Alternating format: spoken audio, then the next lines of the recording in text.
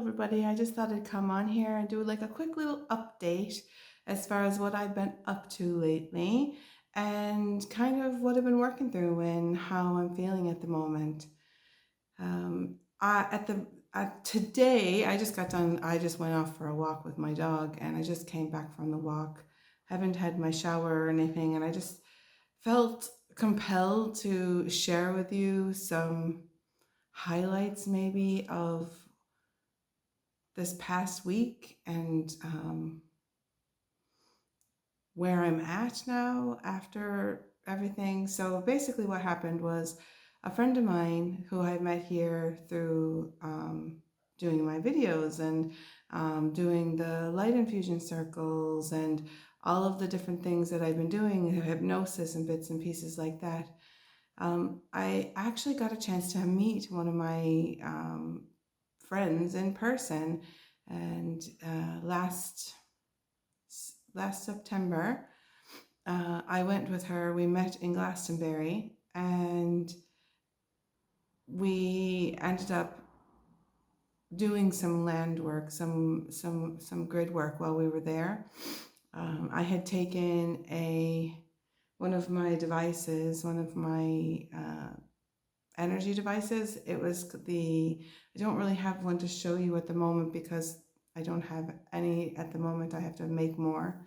But it was the dragon power symbol, and when I placed the different orgonite pieces around, there was 4 dragon eggs and arrows and a heart in the middle, and they all had platonic solids inside of them. They all represented earth, air, water, fire, and ether. And when you put them all together onto the grid, it created an energy device. And I was guided by my guides to take one of these energy devices up to Glastonbury and to place it on the dragon line, and that when we placed it, it would help bring back, because the energy in Glastonbury, where it's the heart chakra of the earth, has been kind of throughout the years has been kind of manipulated. Some people go there of good intent and do things shamanically, and then other people come in and they do things of ill intent. And the energies are like really kind of high there, but the energy is kind of off. There's something about the energy that's kind of off. And so I was guided to bring this grid and place it in the middle of the dragon line, because Glastonbury is the first chamber of the heart chakra.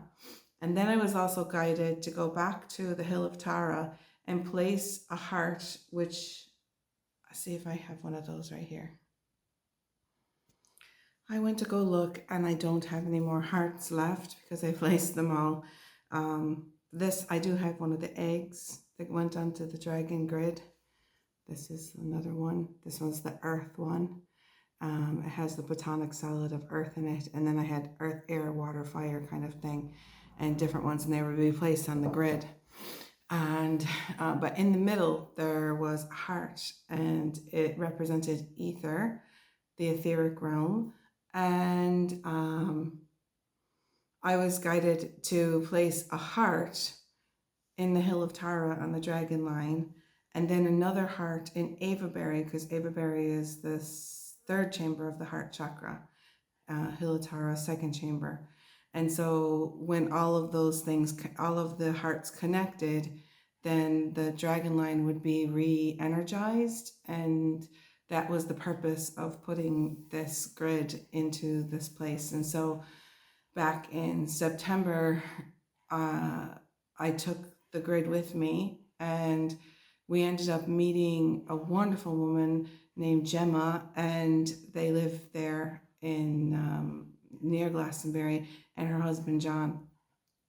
And then we placed the grid, and we went on with our lives.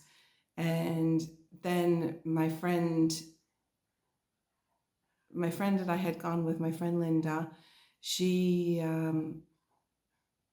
at the time when we went back in September, she was trying to get a private hour inside the White Springs healing pools. Like it's a White Spring, there's like a whole bunch of healing, sacred energy inside of there, or healing energy kind of thing. It comes from the White Spring that comes down from the mountain of it, where the Tor is.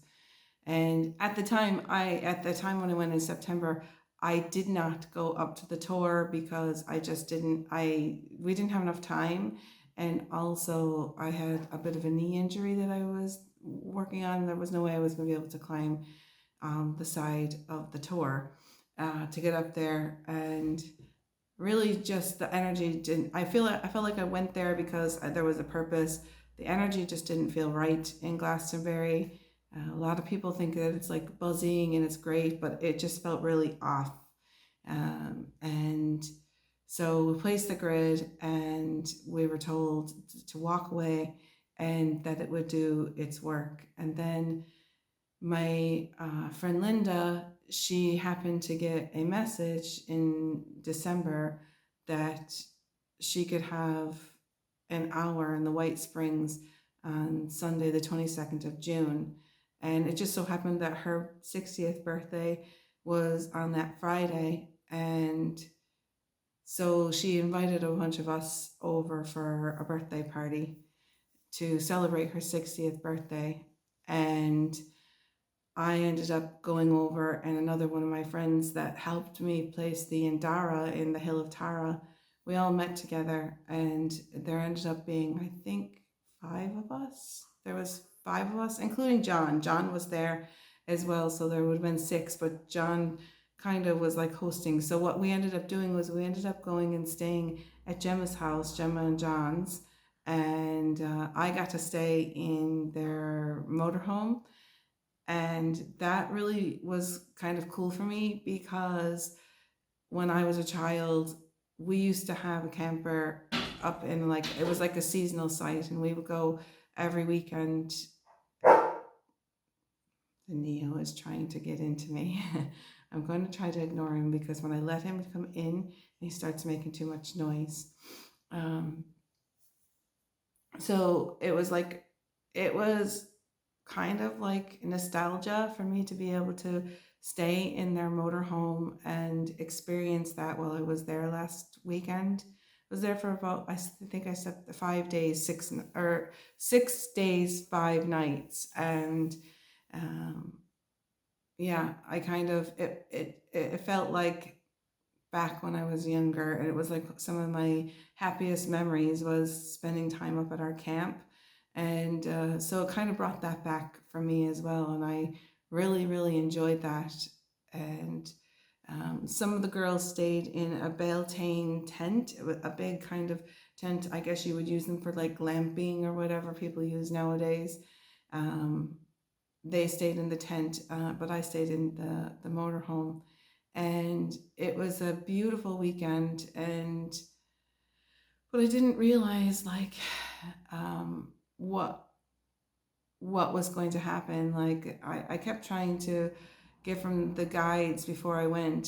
I had a couple of hypnosis sessions asking, was there anything that I was meant to do when I went there? And the answer kept saying, no, there's nothing to prepare for because there's something that I'm going to do there that I need to do for myself, and that I need to just take time out and just experience the weekend without feeling like I needed to do something, other than the fact that we had decided that we were going to place the heart, the organite heart, and the Indara at Avebury. We did that on Friday. So hold on, this Mr. Nickelhead, he's just barking like mad. So my dog is on a mission to kind of get my attention. He's attention seeking. Hopefully he'll stop now. He walked away. So yeah, we did go there with the intentions that we would place the Indara. I had placed an Indara in 2019 at the Hill of Tara in a well, and that was to bring in the crystalline energies, the multidimensional frequency, the new earth type frequency into the waterways, bringing it in. And it was kind of like a project. I called it the Indara Project. And I ended up placing Indaras in different places, and placed another one when we were there last in September at the Chalice Well in Glastonbury. And then the last thing that needed to be done, like the cap on it, was placing the last Andara in Avebury, and to also place the organite, the heart. That's why I don't have one to show you, because I placed it. And yeah, so that was like the only thing that I knew that was going to happen. And Mr. Knucklehead has now started again. Okay, so I got rid of Mr. Knucklehead. I put him into the house so that he won't keep coming out and bothering me. I hung some clothes on the laundry and then, or on the line, and then left him out there, or in the house, so that I could finish this without being interrupted. So before I flew, I had a very bad experience the last time, because I was actually sick when I went the last time, and so I had like almost like my ear rupture in the plane, and so I was very hesitant about flying, and so I did a lot of preparing before I went, and actually the flight was actually wonderful. There was no turbulence. It was smooth the whole way. We didn't go up into these altitudes like we did on the other plane. And yeah, it seemed to be, the flight was actually quite pleasing. I was able to look out the window and watch the earth underneath me. It was nice. So when we got there, I met my friend Geraldine at the airport, and then we hitched a ride with Gemma, who collected us and brought us back to her house. And because I was flying and I was restricted with what I could bring with me, I didn't bring my oracle cards like I normally do. Usually when I'm every day I will be journaling, I'll pull like an oracle card or whatever. But Geraldine just so happened to have this like crystal. It was a crystal ball. It was about this big around, and it had lots of like inclusions and all kinds of things like happening in this ball. And she explained that she uses it whenever she goes to do land work, and she places it on the land when she's working around.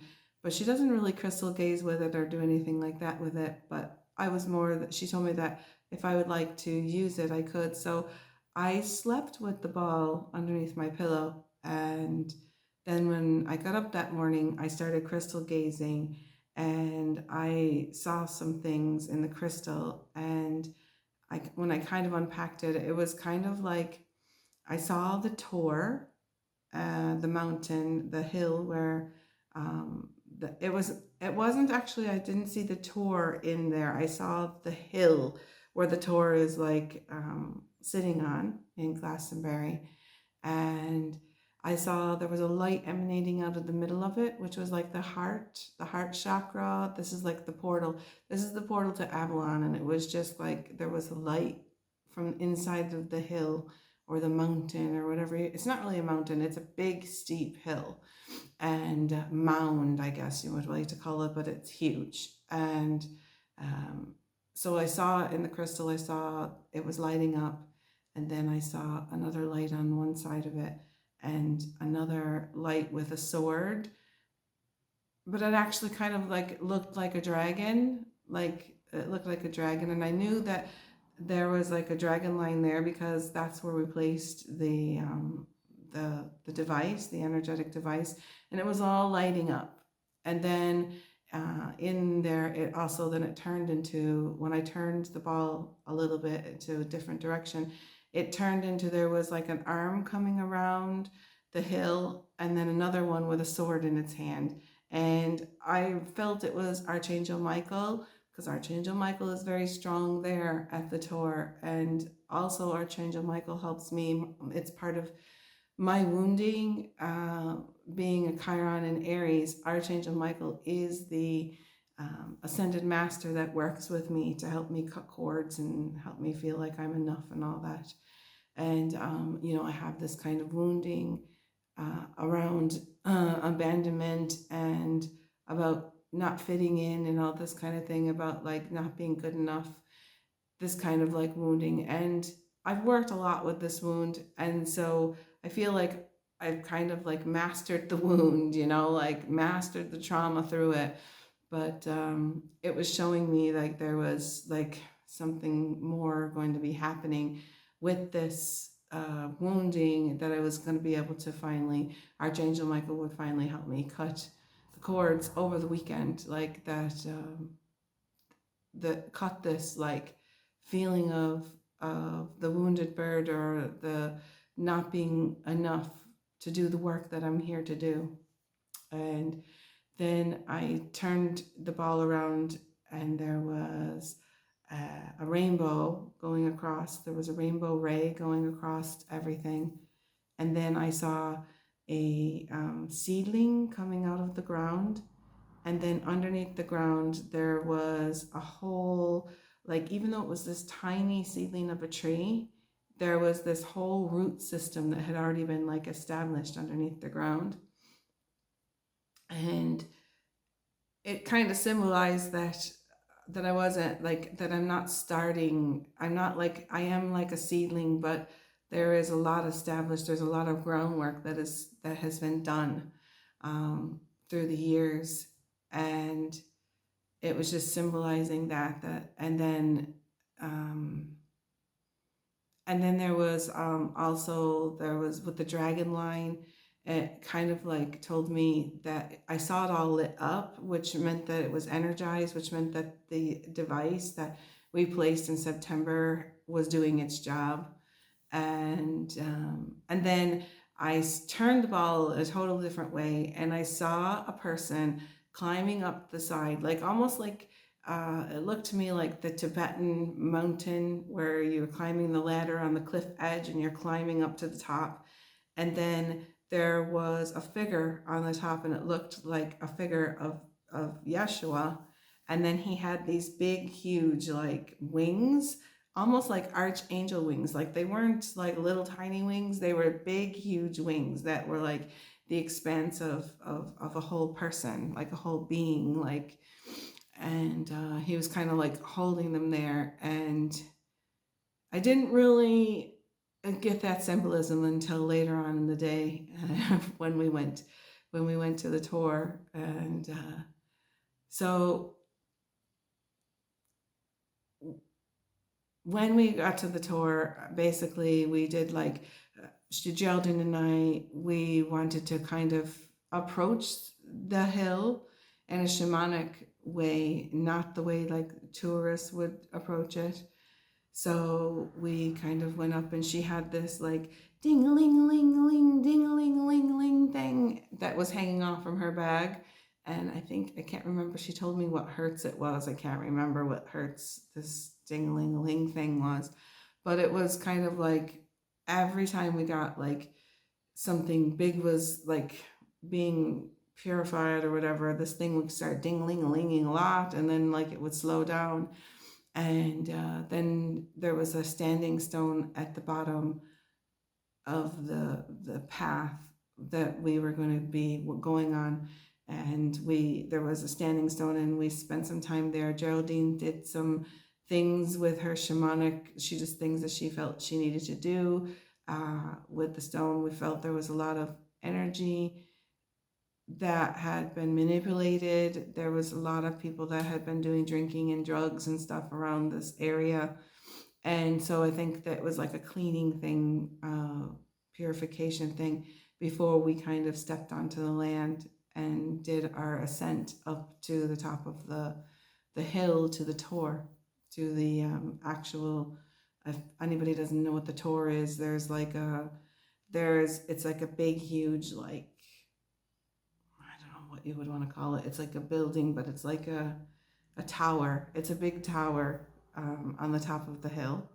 And so we were going to do our ascent up anyways. And as we were doing it, she was explaining that, now that we're approaching the land in a shamanic way, that we take our shoes off and we walk on the land. And so our intention was to kind of walk a labyrinth around. There's the old ancient way of walking up to the Tor, and then there's the tourist way. The tourist has there's a path and there's steps and there's people kind of go up a certain way. But the actual shamanic way to go up is to kind of go around the labyrinth, to go up. It's almost like you're going through an initiation before you get to the top of the hill. And so so we said, yeah, I told her I would like to do that. I would like to do it that way as well. I didn't want to approach it the touristy way. I really wanted to experience this shamanic way of doing things. She is a shaman, and she has she was teaching me her different ways and stuff as we were going up to approach up to the ascent. So we went onto the dragon line first, and I took her down to where we had placed the grid. And when I showed her where we placed the grid, I realized that the grid wasn't there anymore. And I was a little bit shook at first. I was a little bit kind of upset. Yeah, I was a little bit hurt that somebody came and took the grid that we placed to help energize the line. And Geraldine explained to me that, the forest and the trees, they all have eyes, and that there could be different, it could have actually gone into another dimension, into the fairy realm, into the elemental realm. It could have disappeared into the earth somehow, or a person could have taken it. So we didn't really know at the time. So she got her dowsing rods out, and she went into a state where she wasn't in control of what I was saying. So she was trying not to listen to my questions, but I was asking questions about did a human take this? And it came through. It was a definite yes. A human had taken the grid, and I asked if it was taken of ill intent, and it said yes. That somebody had taken it to do something not so well with it. I had asked if it had been taken and placed another place, and said no, that it hadn't been placed somewhere. And I asked if the dragons felt that if they were upset with it being taken, and they were kind of yes and no. And then I asked, did the work that needed to be done with the grid, did that actually take place? And they said yes, that it was activated. And then later on that night, I drew a card from Oracle decks, and it basically told me that the work had been done. And I was shown that in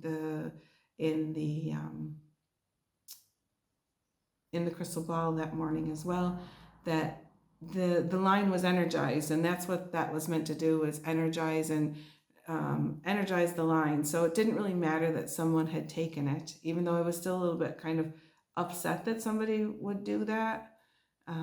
It did kind of throw me for a little bit, because I really I put my heart into making that grid, and then placed it with really good intent for the earth, and to know that somebody just kind of erased the work that I did and my friends did, that the people that helped me place that grid, to know that they it was almost like they desecrated our sacred work. And I felt a little bit kind of sad, little shook, but I was trying not to, because I knew that when we placed the grid, they told us to walk away and never come back, like that we did what we needed to do. And I think that I should have listened, because I would have known that the work was done. And if I wouldn't have known that someone took it, and I maybe would have felt a little bit better about it. But so then the dowsing rods kept kind of guiding us where we needed to go. We needed to turn around, and where we needed to start our ascent up to the top of the hill, to the Tor. And so we started going, and when we started, there was like it looked from the side of the hill that there was a labyrinth that went around, but it hadn't been used, and people don't use it anymore. They kind of go up the other way. And so a lot of people don't walk it anymore. There are some people, in fact, there was a person that was coming down that came down that way. But yeah, not a lot of people are doing that anymore. It's more of like a tourist spot instead of a place that you go to do sacred work for. And so anyway, we started walking, and the path kept getting like skinnier and skinnier. And then there was like overgrown. It was overgrown with lots of high grass, and it was all right, but it was starting to get like really intense. And I said to Geraldine, I said, how about we just go up to we'll climb up off this part of the path of the labyrinth, and we'll climb up to this one ledge, and then we'll go around the labyrinth that way, like around the hill that way. And she was like, sure, let's do it. And so we started climbing, and it was kind of more steep. It was like we were kind of gradually going up, and then all of a sudden it was like that kind of steep. And we were in our bare feet, and there was a lot of ant hills, and there was a lot of so what I was doing was I was grabbing onto the batches of grass to try to get myself up there, because I'm not like the fittest person. I do work out, I do exercise, but like for climbing like a steep thing like that, it was challenging. Let's put it was challenging for me. And at one point there was like a set of nettles that I had to go through, and I don't know if you understand what going through nettles is like. Nettles are like, they sting you, they burn you, and you feel that way for like 24 hours after you've been stung by a nettle. It feels like you've been burnt. It stings, and it's like you gotta. Anyway, so there was no other way to go other than to through the nettles. So went through that batch of nettles. It was horrible. My toes were burning, and there was nothing really to hold on to because it was all nettles. And so it was really intense, and I started kind of going into like hyperventilations. I started panicking. I started going through like, I went through a moment and I started losing it. I started crying, and I was in fear. And I knew like if I went back, I wanted to go back down. I didn't want to go back. I didn't want to keep going up, because I saw there was more nettles to come and more steep ant hills and everything. Like it was really bad. And I was like, I'm kind of like standing there on this cliff edge kind of thing. And part of me wanted to so badly to go back down, and then part of me wanted to go back up, and then part of me just didn't want to go. I was like frozen, and I just was bawling, crying. And Geraldine was up a little bit higher, and she was telling me, it's okay, you can take a break, and I was like, can I put my shoes on? And I ended up trying to put my shoes on without falling down farther, because like I was literally on like the edge. It was actually beautiful. I was looking around at the land, but I was bawling, crying, and I was like, I don't know why I'm crying like a baby. And she goes, well, you're upset, like you just found out that someone took the grid. And I said, yeah, and I did that. Like that work was sacred, and like I did that from my heart, and like I can't believe that somebody would take it. And I just went through like I just was like, I wanted to give up, and I just didn't want to go any farther. And I was like, I think I'm going to be stuck here on the side of this hill for the rest of my life. And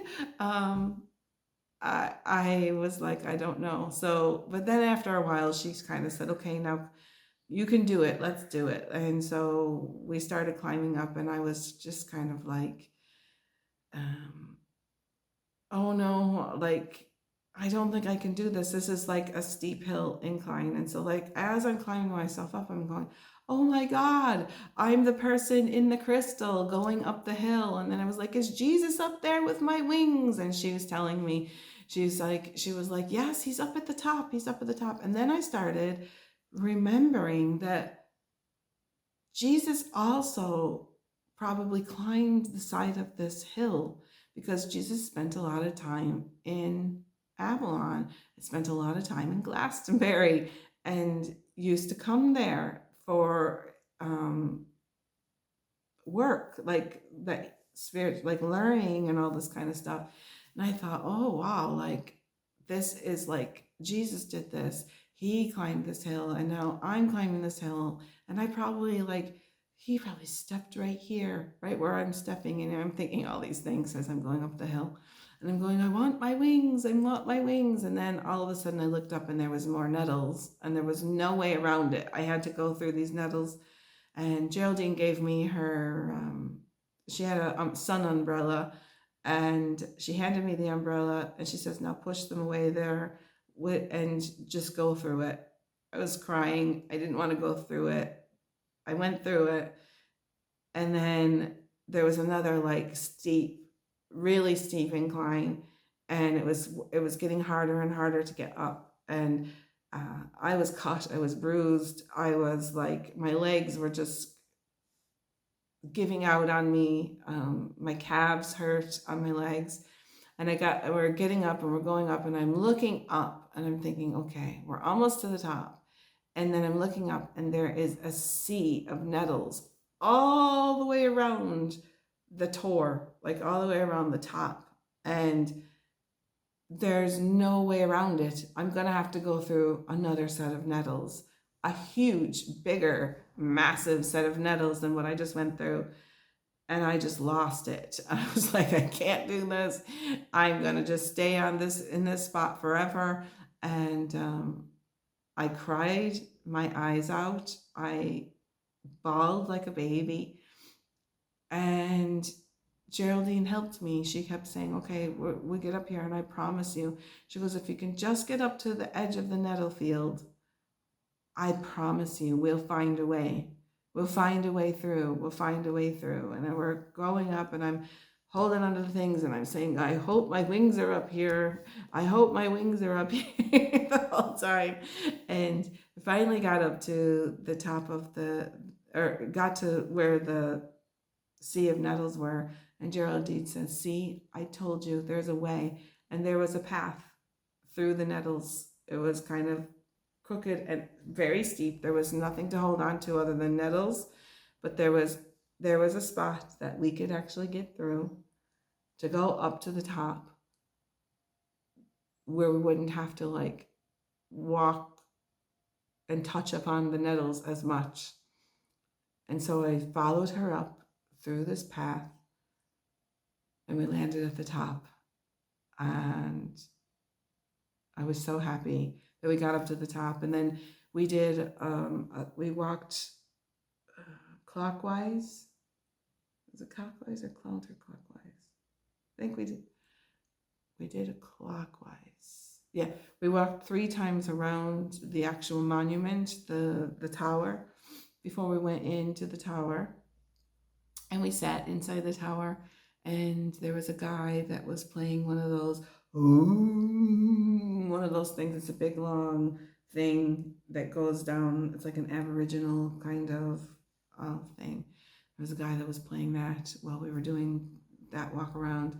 And then he kind of left, and then the 2 of us just sat there, and we ate a sandwich and drank some water and just kind of enjoyed the area. I actually felt like there was nothing, I didn't feel any energy in the tour itself, other than like it felt like it was desecrated, that people, I just didn't feel good inside of there. But she told me, it was the ascent, it was going up the mountain, it was the initiation into, for me, it was an initiation to going forward and doing work from the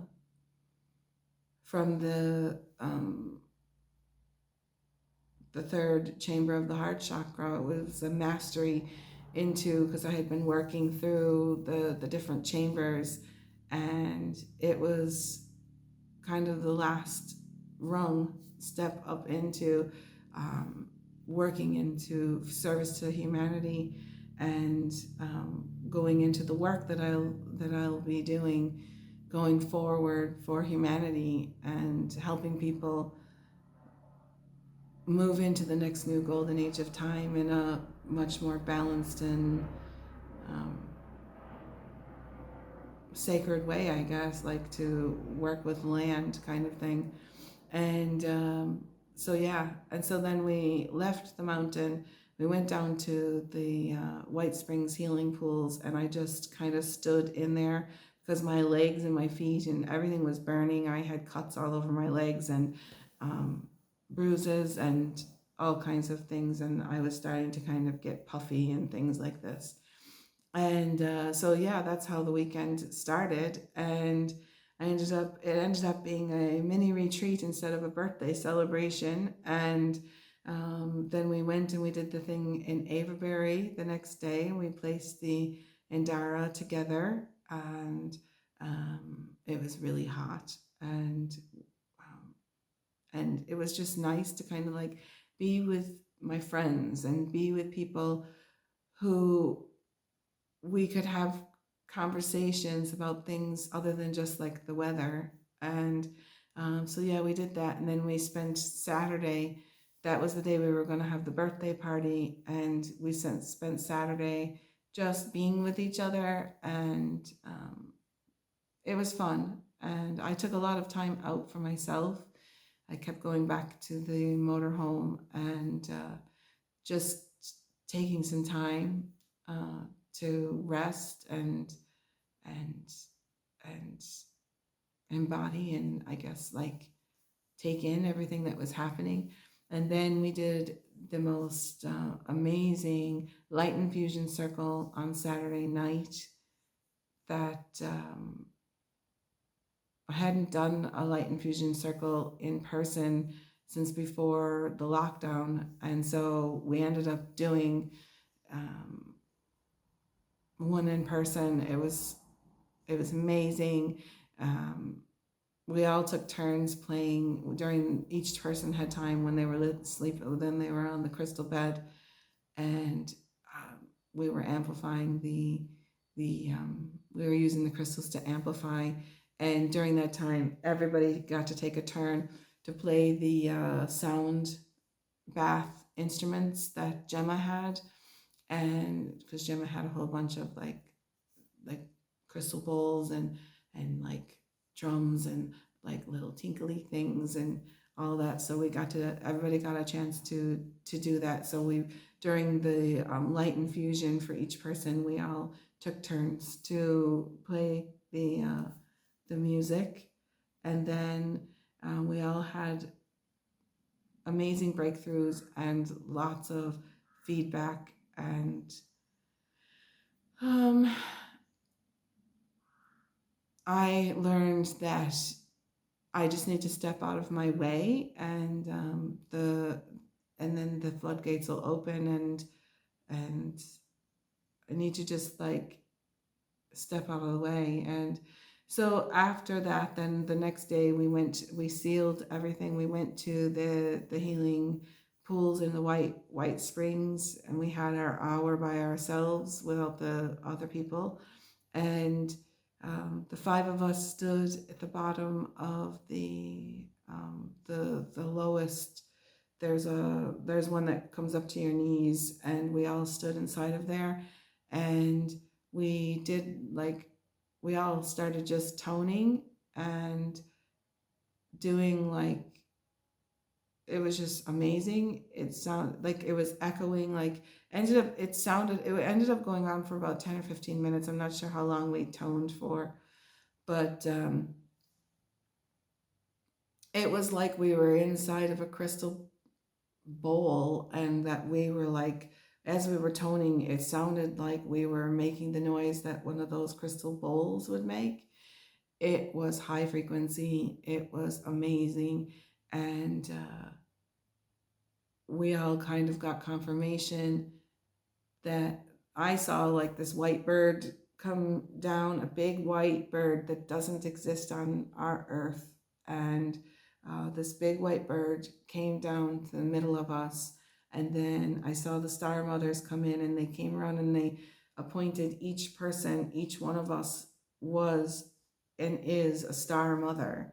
And then one of the women there, she said that she felt that she heard it is done, and the work that we were doing together was done, and that was around the time that we stopped toning. And another girl said that she felt like we were placing our heart, like, because people come to this healing pools to take, and we were coming to give. We were giving instead of taking. It was an interesting experience, and it was almost like this feeling of like we just brought the new earth into the heart chakra. Like this is like it's been ushered in, and I'm honored and humbled to be part of that, a part of ushering in the new golden age of time into the heart chakra of the earth. And so the work, I'm feeling like the work is done that I was asked to do, that I was guided to do for the heart chakra of the earth. And I came back to Ireland, and I'm feeling like I don't need to go back to that area anymore. I feel like there's more work that I need to do here. I would really like to, I'm kind of feeling a little bit sad, I guess, because I would really love to host retreats like the one that we just had this weekend. And at the moment, I don't have a place to host, to hold, to bring people and to say, oh, you can come and stay here. And I don't have a place where people can sleep. And so like what happened with the retreat that we were trying to do in 2024, it means that if I would like to host something like that I would have to like put a down payment on a venue. And then there's like all of this pressure, like what happened the last time with this pressure to like get people to book. And it ended up being like we ended up losing our deposit because people just didn't book. I really want the retreats to be more like the way they were back in the times of when Yeshua used to go on pilgrimage. And back in those times, there wasn't like, where people were not staying at like 5-star accommodations, and they were just basically going where they were called to go, and then just staying with people, and people would bring them in and they would stay in a barn, or they would stay and people would feed them and things like that. I would like to bring something more like that instead of these like really expensive retreats that people are hosting, where you basically have to get a loan out in order to go to it. I think that the way to go forward is where people gather together, and I would like to have a place where I could open up my home to people. But at the moment, I'm living in a place where we're already living with 3 families in one house. So there's no way I can open up my house to random people to come and do retreat. And so there's a part of me that's feeling a little bit kind of sad and a little bit down that I can't just say, hey, I'm doing a retreat next year. Anybody that would like to come, just kind of show up. And basically, like when we went to Gemma's, all we all paid £20 a night to stay there, to have a place to sleep, and we had a really good experience. And I would like to be able to do that for other people without having to break the bank for people. Like, yeah, especially like if people were coming, they had to fly there, they're going through a lot of expense trying to like get there to begin with. That it's not about the 5-star accommodations. It's not about the it's not about like having like a top high chef coming and preparing your foods, and it's about being with each other. It's about taking time out and being with other people. That's what I would like to do, and I would like to be able to take people. There's lots of sacred sites. There's lots of stone circles and standing stones and different things here right around where I live, and I would like to be able to take people to these places and have experiences like the experience that I had when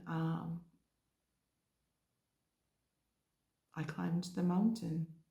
It was a mountain to me. It wasn't just a hill, it was a mountain, it was a cliff edge. And I went through a deep initiation, and I'm still working through that. I'm still moving through that. And I just kind of wanted to share with you what I was going through. And so it was supposed to be like a quick little update, but it ended up being 45 minutes long or more.